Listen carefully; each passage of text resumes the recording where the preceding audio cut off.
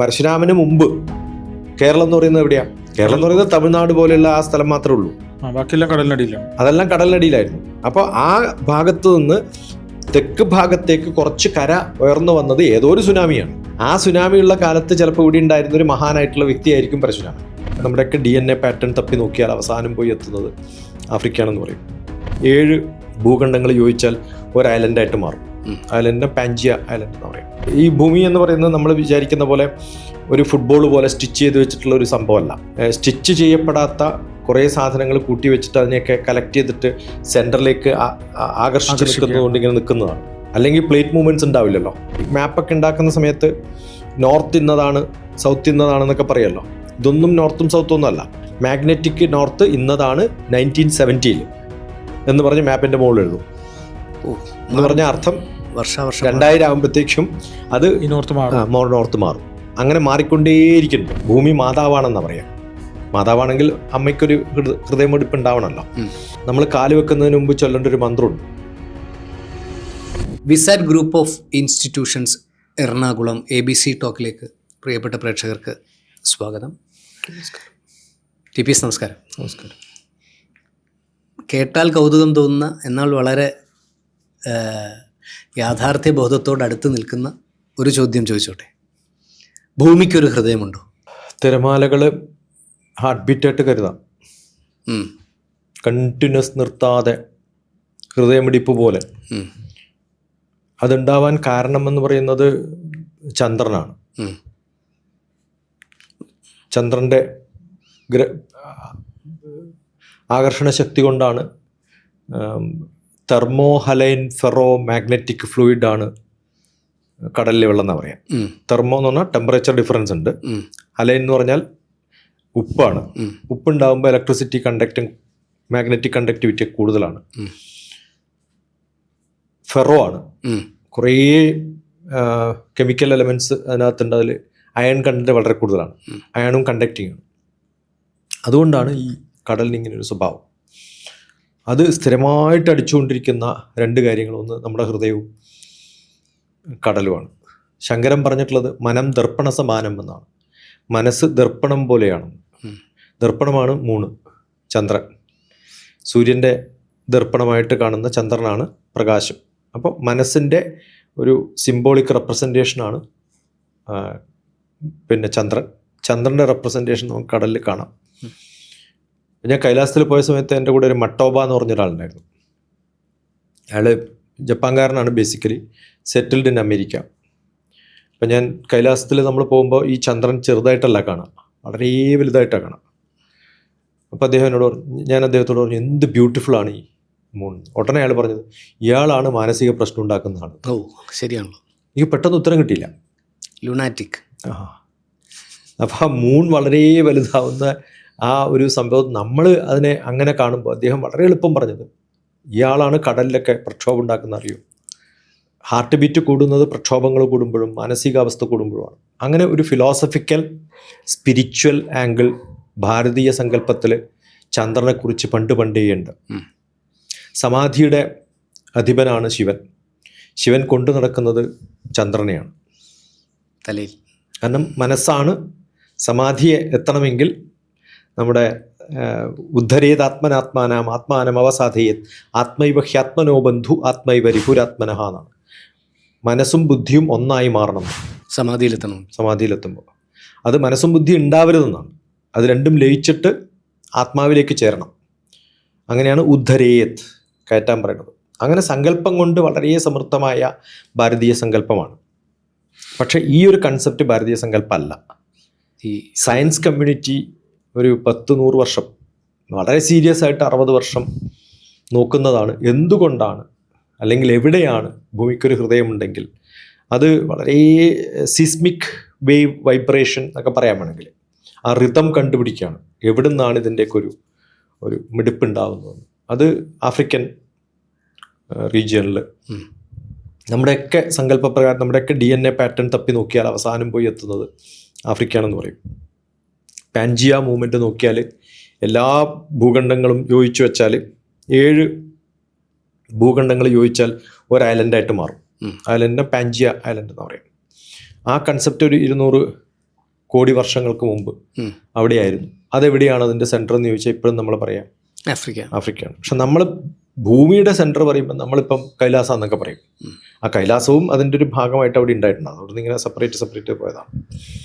ഇത് മയമതം എന്ന് പറയുന്ന ലോകത്തിൻ്റെ കൺസെപ്റ്റുകളിൽ വാസ്തുവിൻ്റെ അധിപൻ മയനാണ്.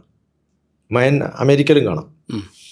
മയൻ സാമ്രാജ്യം എന്ന് പറയുന്നത് മയൻ ആർക്കിടെക്റ്റിൻ്റെ അധിപൻ ആരാന്ന് ചോദിച്ചാൽ അമേരിക്കക്കാരും മയനാന്ന് പറയാം.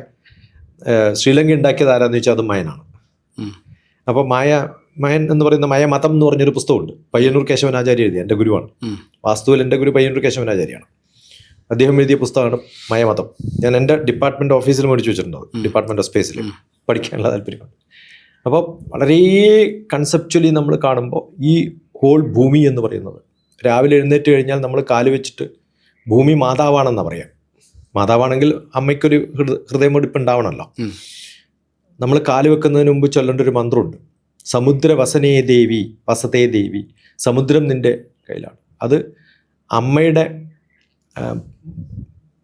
സ്ഥനം എന്ന് പറയുന്നത് പർവ്വതമായിട്ടാണ്. പർവ്വത സ്ഥനമണ്ഡലേ വിഷ്ണുപത്നി നമസ്തുഭ്യം പദസ്പർശം ക്ഷമസ്വമേ എന്നാണ്. ഞാൻ അമ്മയുടെ കാലിലേക്ക്, മദർ എർത്ത് എന്ന് പറയുന്നൊരു കൺസെപ്റ്റ് നമ്മുടെ അടുത്ത് മോഷ്ടിച്ചിട്ടാണ് അമേരിക്കയിലൊക്കെ വലിയ അഡ്വർടൈസ്മെന്റ് ആയിട്ട് പോകുന്നത്. ഇപ്പം മദർ എർത്ത് വലിയ കൺസെപ്റ്റാണ്. പക്ഷെ വിഷ്ണുപത്നി നമസ്തുഭ്യം പദസ്പർശം ക്ഷമസ്വമേ, അമ്മേ ദേവി എന്നല്ലാതെ നമ്മൾ എന്താ വിളിക്കുക? അപ്പോൾ ഇതൊക്കെ നമ്മുടെ പഴയ കൺസെപ്റ്റുകളാണ്. ഇത് സയൻറ്റിഫിക്കലി ഒബ്സർവ് ചെയ്ത് അങ്ങനെ ഒരു വൈബ്രേഷൻ ഉണ്ട്, അത് 26 മിടിപ്പുകളാണ് എന്നൊക്കെ പറഞ്ഞിങ്ങനെ കമ്പ്യൂട്ടേഷനും കറക്റ്റായിട്ട് നടത്തുകയൊക്കെ ചെയ്യുന്ന കുറേ പഠനങ്ങൾ നടത്തിയിട്ടുള്ള ഒരു ലോകമാണ് നമ്മുടെ ആഫ്രിക്കയിൽ. ഒരു സ്ഥലത്ത് ഇതിന്റെ തുടക്കം അവിടെയാണ്. അല്ല, ഈ ഭൂമിയുടെ ഈ ഹൃദയമിടിപ്പ് പോലത്തെ ഒരു വൈബ്രേഷൻസ് നമ്മൾ എന്തോ ഒരു മെഷീനൊക്കെ വെച്ച് മെഷർ ചെയ്യുകയും അതിന്റെ പഠനങ്ങൾ, സിസ്മോളജി, അതൊക്കെ ചെയ്യാം. സബ്ജക്ട് സിസ്മോളജി, അത് വെച്ചിട്ടാണ് ചെയ്യണത്. അപ്പൊ അങ്ങനെ ഒരു ശരിക്കും ശാസ്ത്രീയമായിട്ട് അതിനെക്കുറിച്ച് അങ്ങനെ ഒരു ഹൃദയമിടിപ്പ് പോലത്തെ ഒരു സംഭവം ഉണ്ട്. അതിന് ഈക്വലന്റ് ആയിട്ടുള്ള ഒരു കൺസെപ്റ്റ് പഠിക്കുന്ന കുറേ ആൾക്കാർ ഓഷ്യനിലുണ്ടാവുന്ന വൈബ്രേഷൻസും, ഈ ഭൂമി എന്ന് പറയുന്നതിൽ 80%, 78% വെള്ളമാണ്. കരേൻ്റെ ഇടയിലും കുറേ വെള്ളം ഉണ്ടല്ലോ. എല്ലാം കൂടി നോക്കിയാൽ ഏകദേശം അത്രയും കൂടുതൽ. ഈ ഹൃദയമിടിപ്പ് അല്ല, ഈ ഭൂമിയുടെ ഇടിപ്പ് ഉള്ളത് കോറിലാണോ അതോ പുറത്താണോ? അല്ല, ഇത് ഈ ഭൂമി എന്ന് പറയുന്നത് നമ്മൾ വിചാരിക്കുന്ന പോലെ ഒരു ഫുട്ബോൾ പോലെ സ്റ്റിച്ച് ചെയ്ത് വെച്ചിട്ടുള്ള ഒരു സംഭവമല്ല. സ്റ്റിച്ച് ചെയ്യപ്പെടാത്ത കുറേ സാധനങ്ങൾ കൂട്ടി വെച്ചിട്ട് അതിനെയൊക്കെ കളക്ട് ചെയ്തിട്ട് സെൻറ്ററിലേക്ക് ആകർഷിച്ച് നിൽക്കുന്നതുകൊണ്ട് ഇങ്ങനെ നിൽക്കുന്നതാണ്. അല്ലെങ്കിൽ പ്ലേറ്റ് മൂവ്മെൻറ്റ്സ് ഉണ്ടാവില്ലല്ലോ. നമ്മൾ ഒരു ഫുട്ബോൾ പോലെയുള്ള ഒരു സാധനം വിചാരിച്ചാൽ ഒരു സ്ഥലത്ത് തുന്നി വെച്ച സാധനം അതിങ്ങനെ മൂവ് ചെയ്തുകൊണ്ടിരിക്കുമോ? ചെയ്യുന്നില്ല. ഇതിങ്ങനെ കറങ്ങി കൊണ്ടിരിക്കല്ലേ, എത്ര സ്റ്റിച്ച് ചെയ്താലും അതൊക്കെ പൊട്ടിത്തെറിക്കില്ലേ. അപ്പോൾ ഈ ആകർഷണം എന്ന് പറയുന്നൊരു സംഭവം എർത്തിൻ്റെ കോറിലേക്ക് അട്രാക്ട് ചെയ്യപ്പെടുമ്പോഴാണ് ഇത് പിടിച്ചു നിൽക്കുന്നത്. ഈ ഓരോ പ്ലേറ്റുകളും മൂവ് ചെയ്തുകൊണ്ടേയിരിക്കുന്നുണ്ട്. ഏത് അത്തരം മൂവ്മെൻറ്റും പിന്നെ ഫാസ്റ്റായിട്ട് മൂവ് ചെയ്യുന്നൊരു സ്ഥലത്ത് എങ്ങനെയൊക്കെ ജർക്കിംഗ് ഉണ്ടാവും, ആ ജർക്കിംഗ് ഒക്കെ ഭൂമിക്കുണ്ട്. നമ്മളത് അറിയാത്തത് നമ്മളതിൻ്റെ മുകളിൽ ഇരിക്കുന്നുണ്ടാണ്. നമ്മളെയും പിടിച്ചു വലിച്ചുകൊണ്ടിരിക്കുകയാണ്. നമ്മൾ മാത്രമല്ല, നമ്മൾ ഈ ഭൂമി എന്ന് പറയുമ്പം ഈ പ്രതലം മാത്രമല്ല, അറ്റ്മോസ്ഫിയർ വരെ നമ്മുടെ ഭൂമിയുടെ ഭാഗമാണ്. അപ്പം നമ്മൾ ഓടുന്ന വണ്ടിയിൽ നമ്മുടെ ടാർപോളിൻ്റെ അകത്താണെങ്കിൽ നമ്മൾ അറിയേയില്ല, ക്ലോസ് ചെയ്തതുപോലെ. അതുപോലെ ഇപ്പം നമ്മളുള്ളത്, നമ്മളെ കവർ ചെയ്തിരിക്കുന്ന അന്തരീക്ഷത്തിൻ്റെ അകത്ത് നമ്മളിരിക്കുന്നതുകൊണ്ടാണ് ഈ ഭൂമിയുടെ സ്പീഡൊന്നും നമ്മൾ അറിയാത്തത്. ഈ അന്തരീക്ഷം ഇല്ലാത്ത സ്ഥലത്ത് ഇങ്ങനെ ഒരു പ്രതലം മൂവ് ചെയ്യാന്ന് വിചാരിക്കും, 1500 കിലോമീറ്റർ പെർ സ്പീഡിലൊക്കെ പോകുന്നതിന് നമ്മൾ തെറിച്ചു പോയില്ല. മനസ്സിലാവുണ്ടോ? അപ്പം ആ ഒരു കൺസെപ്റ്റാണ് നമുക്കുള്ളത്. ഇതിനെ ലൈവ് എർത്ത് എന്ന് പറഞ്ഞിട്ടൊരു കൺസെപ്റ്റ് ഉണ്ട്. നമ്മളിപ്പോൾ ഈ മാപ്പൊക്കെ ഉണ്ടാക്കുന്ന സമയത്ത് നോർത്ത് ഇന്നതാണ്, സൗത്ത് ഇന്നതാണെന്നൊക്കെ പറയുമല്ലോ. ഇതൊന്നും നോർത്തും സൗത്തും ഒന്നും അല്ല. ഇതൊക്കെ നമ്മുടെ ഒരു കൺസെപ്റ്റിൽ നമ്മൾ ഉണ്ടാക്കുന്ന പോളും 23 ഡിഗ്രി ടിൽറ്റിങ്ങും ഇക്വേറ്ററും ഒക്കെ വെച്ചിട്ട് സൂര്യനൊക്കെ കാണുന്ന മാഗ്നറ്റിക് ഫീൽഡ് വെച്ചിട്ട് മാഗ്നറ്റിക് ഫീൽഡിൻ്റെ നോർത്ത് ഇന്നതാണെന്നൊക്കെ പറയാണ്. അത് നമ്മൾ ഈ മാപ്പൊക്കെ ഉണ്ടാക്കുന്ന സമയത്ത് മാഗ്നറ്റിക് നോർത്ത് ഇന്നതാണ് 1970 എന്ന് പറഞ്ഞ് മാപ്പിൻ്റെ മുകളിൽ എഴുതും. എന്ന് പറഞ്ഞ അർത്ഥം 2000 ആകുമ്പോഴത്തേക്കും അത് നോർത്ത് മാറും. അങ്ങനെ മാറിക്കൊണ്ടേയിരിക്കുന്നുണ്ട്. കാരണം ഇത് ലൈവാണെന്ന് ഞാൻ പറഞ്ഞു. അപ്പം ഞാനൊരു കാര്യം ചോദിച്ചോട്ടെ, ഭൂമിയുടെ ഗുരുത്വാകർഷണ ബലത്തിനും ഓരോ വർഷവും അല്ലെങ്കിൽ ഓരോ ദിവസവും ഓരോ പ്രദേശത്തും വ്യത്യാസമുണ്ട്, മാറിക്കൊണ്ടേയിരിക്കുന്നുണ്ട്. നമ്മളത് അറിയുന്നില്ല, കാരണം മൈന്യൂട്ട് ഡിഫറൻസ് ആണ്. അപ്പോൾ ഈ മാഗ്നറ്റിക് നോർത്ത് മാറുന്നത് ഇത്രയാണ് എന്ന് അവിടെ എഴുതി വെച്ചിട്ടുണ്ട്. ഇതുവരെയുള്ള മെഷർമെന്റ് വെച്ചിട്ട് എല്ലാ സർവേ ഓഫ് ഇന്ത്യയുടെ മാപ്പുകളുടെയും ടോപ്പോഗ്രാഫിക് മാപ്പുകളുടെയും, ഞാൻ അതിൽ വർക്ക് ചെയ്ത ആളാണ് 20 വർഷം. അതിൻ്റെ മുകളിൽ നോക്കിയാൽ ആദ്യം കാണാൻ ഒരു ആംഗിൾ വരച്ചിട്ട് this is the north measured on 1970. ഈ വർഷം ആണെങ്കിൽ നിങ്ങൾ കുറച്ചും കൂടി അത് അഡ്ജസ്റ്റ് ചെയ്യണം, ഇത്രയാണ് അഡ്ജസ്റ്റ് ചെയ്യേണ്ടത്. അപ്പോൾ ആ നോർത്ത് അഡ്ജസ്റ്റ് ചെയ്തിട്ടാണ് നമ്മളൊക്കെ വർക്ക് ചെയ്യുക.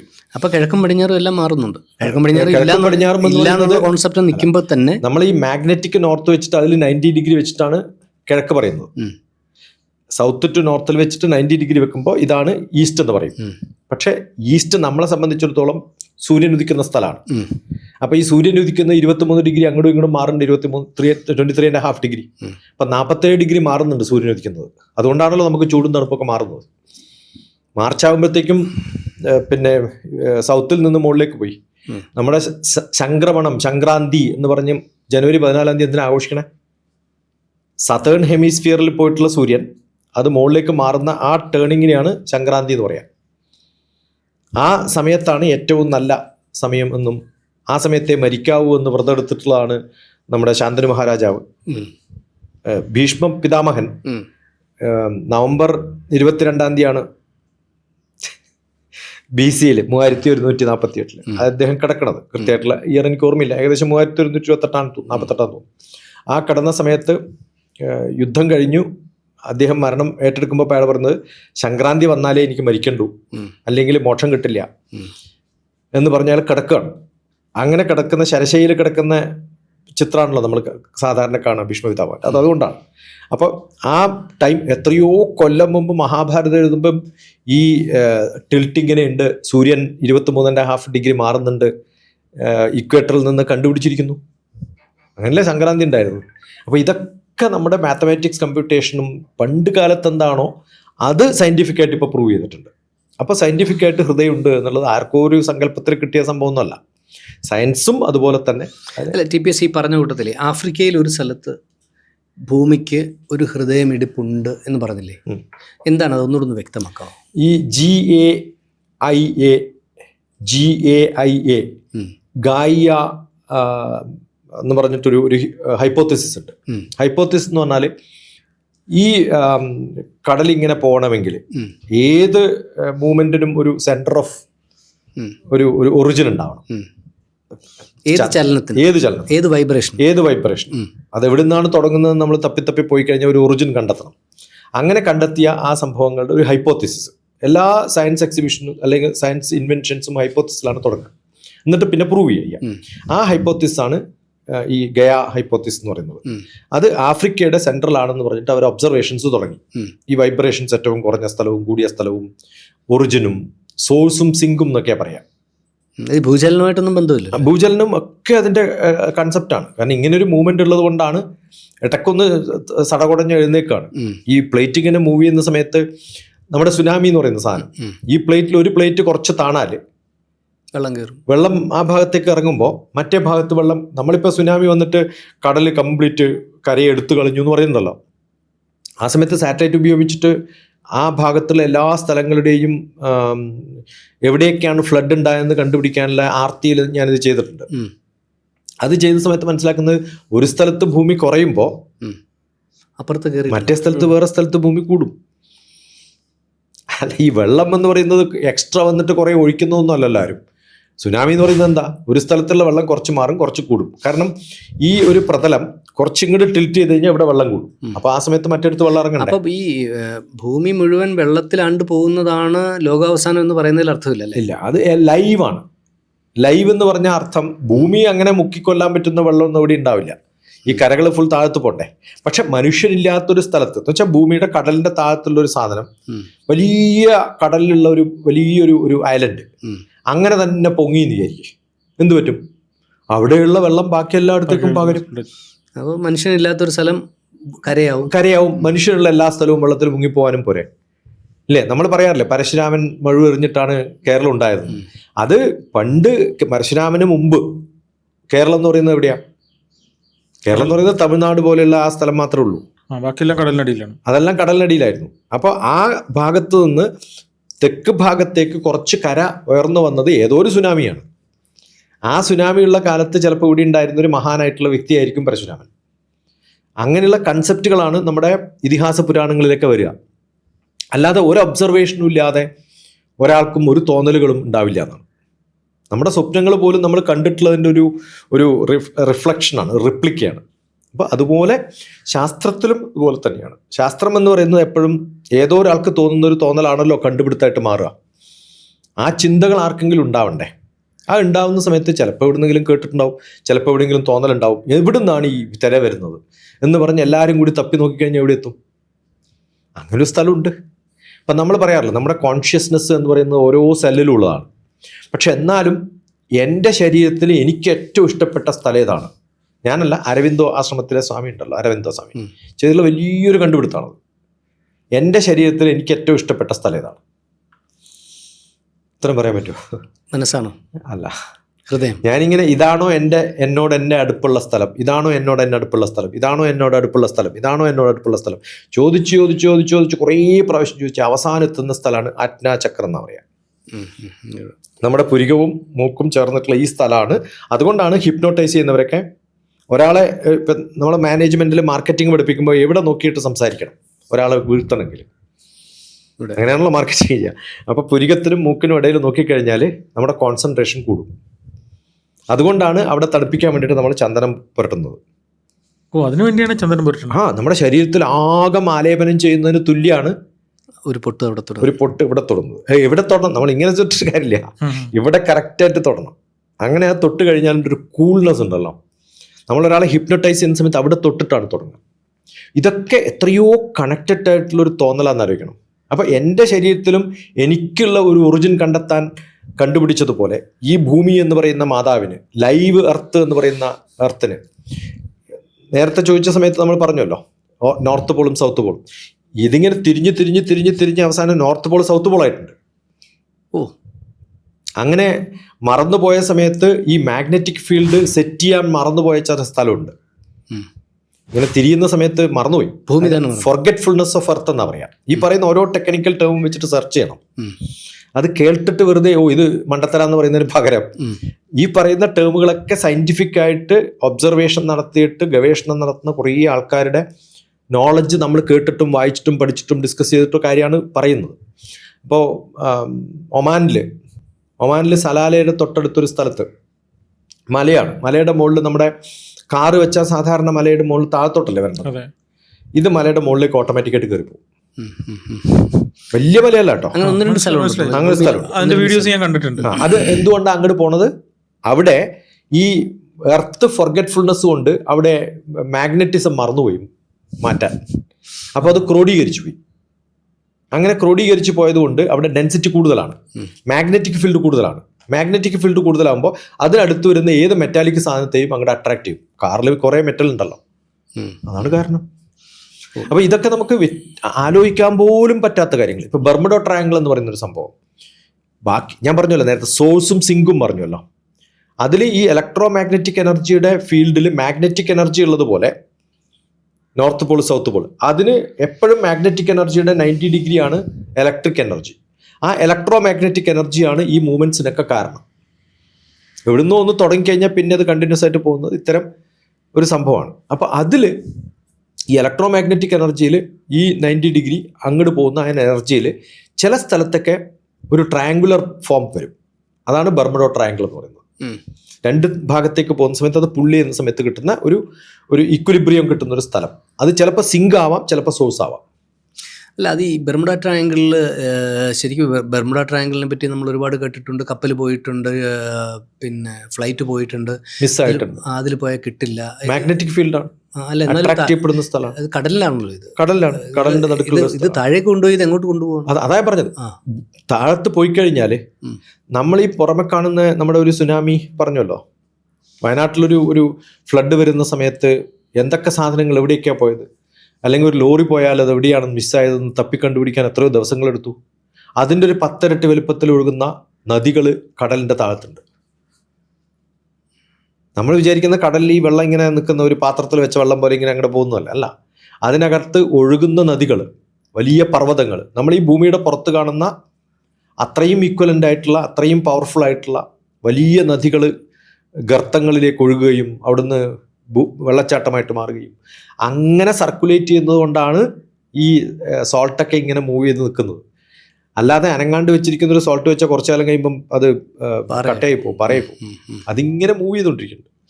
അതൊക്കെ നടക്കുന്നത് ഞാൻ പറഞ്ഞില്ലേ, നമ്മളൊരു പാത്രത്തിൽ വെള്ളമെടുത്ത് ഓടി എങ്ങനെ ഇരിക്കും, അതിങ്ങനെ ജർക്ക് ചെയ്തുകൊണ്ടിരിക്കില്ലേ, അതുപോലെ ഓടുന്ന ഭൂമിയിൽ ലൈവ് എർത്ത് എന്നാണ് പറയാം.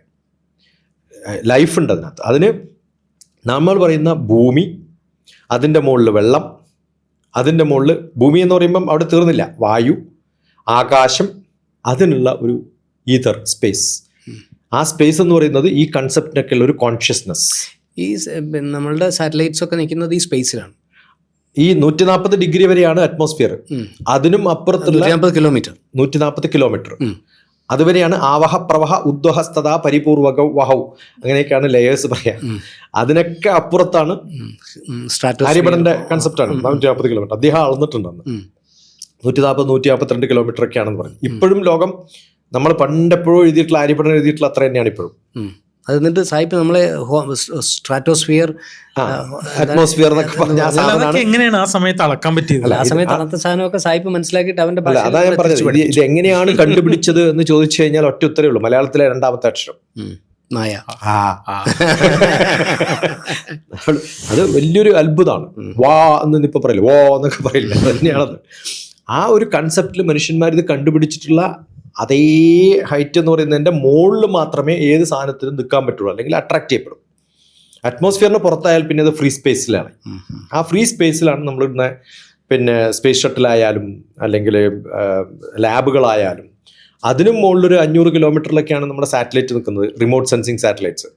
അപ്പം അത് ഭൂമിയിലേക്ക് വരില്ല. 140 കിലോമീറ്ററിന്റെ മുകളിൽ 500 കിലോമീറ്റർ, ഏകദേശം ഒരു 600, 700, 800 കിലോമീറ്റർ ഒക്കെയാണ് സാധാരണ റിമോട്ട് സെൻസിങ് സാറ്റലൈറ്റ്സ് ഭൂമിയിൽ. അത് ആ സ്പേസ് എന്ന് പറയുന്ന സ്ഥലത്ത് ഗുരുത്വാകർഷണം ചെറിയ തലത്തിലുണ്ടല്ലോ അല്ലേ?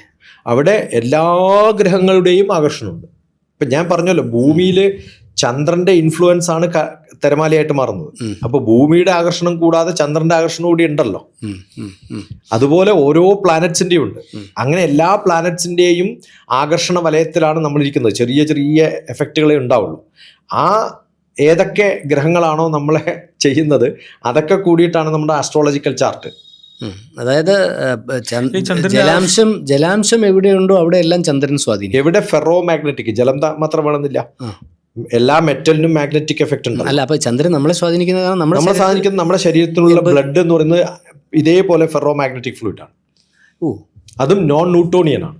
ഈ ഫെറോ മാഗ്നറ്റിക് ഫ്ലൂയിഡ് എന്ന് പറഞ്ഞാൽ, ഫെറോ എന്ന് പറഞ്ഞാൽ അയൺ കണ്ടന്റ്, ശരീരത്തിൽ അയൺ കണ്ടന്റ് ഉണ്ടല്ലോ ബ്ലഡില്, അതുപോലെ തന്നെ മാഗ്നറ്റിസം ഉണ്ട്. അത് നോൺ ന്യൂട്ടോണിയൻ ആണ്.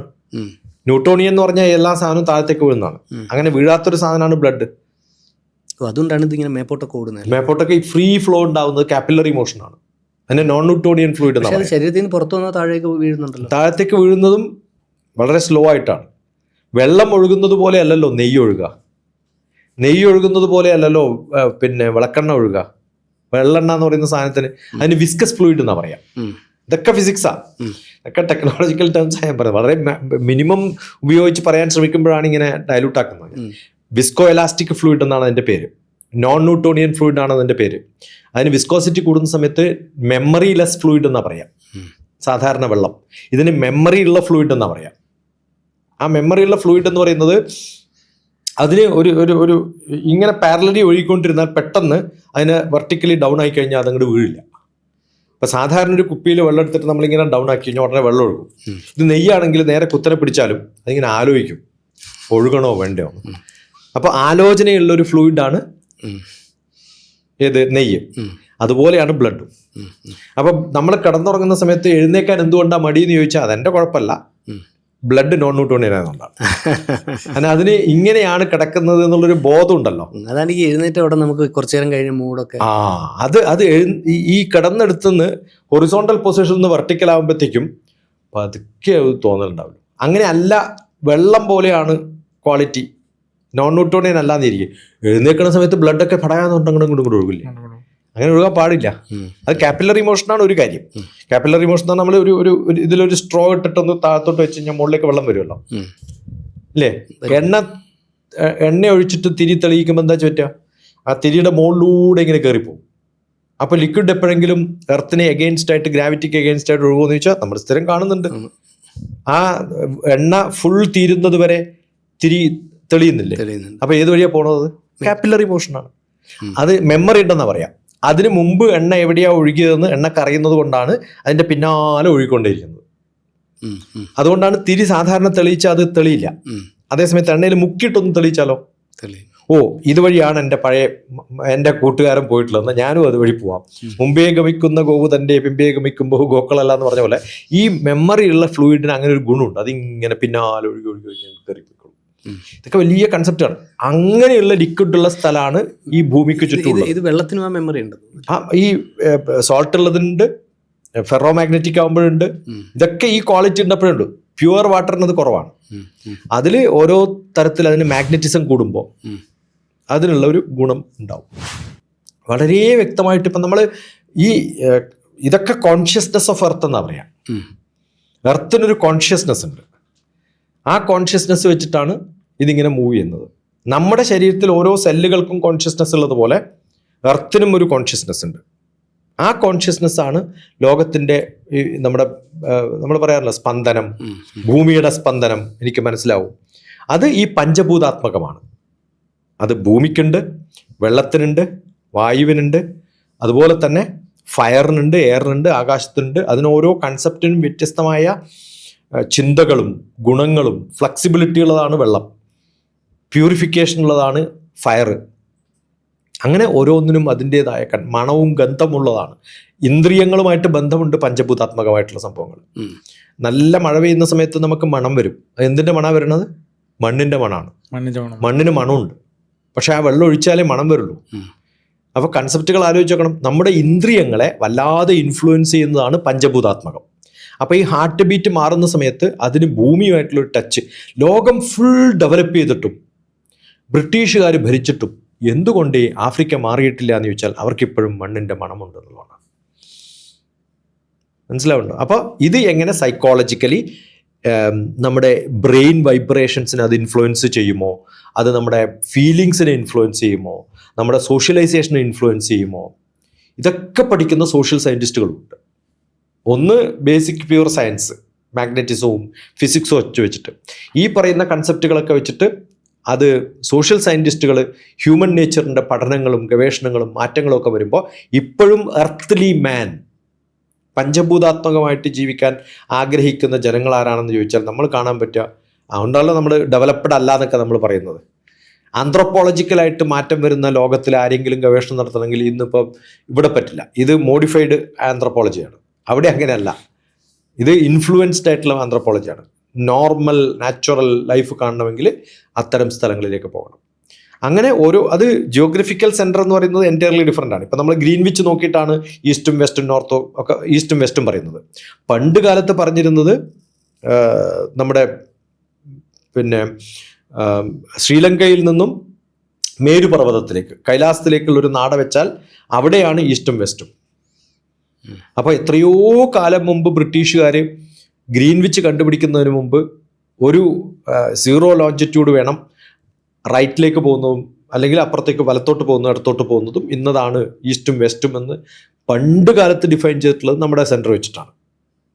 പക്ഷേ സയൻറ്റിഫിക് ആയിട്ട് ഇപ്പം നോക്കുമ്പോൾ ഏറ്റവും ബെസ്റ്റായിട്ട് ഹൃദയം എന്ന് പറയുന്നത്, ഒന്ന് മൂർധാവ് ഏതാണെന്ന് പറയുന്നത്, ഹൃദയം ഏതാണെന്ന് പറയുന്നത്, ഇതൊക്കെ ശരീരമായിട്ട് കാണുന്ന അമ്മ എന്ന് പറയുന്ന കൺസെപ്റ്റിൽ ഓരോ സ്പെയർ പാർട്ടുകളും കൃത്യമായിട്ട് കാണാൻ പറ്റുന്ന ഒരു തരത്തിലേക്ക് ഭൂമിയെ കാണാൻ സാധിക്കും. അപ്പോൾ സതീശ, ഭൂമിക്ക് ഹൃദയമുണ്ടോ എന്ന് ചോദിച്ച ചോദ്യത്തിന് TPS പറഞ്ഞ മറുപടിയിൽ നിന്ന് നമുക്ക് ഭൂമിക്ക് ഹൃദയം മാത്രമല്ല, ഭൂമിക്ക് ജീവനുണ്ട്, ഭൂമിക്ക് എല്ലാ അവയവങ്ങളും ഉണ്ട്. ഭൂമി ദേവിയാണ്, അമ്മയാണ്, സ്ത്രീഭാവമാണ്.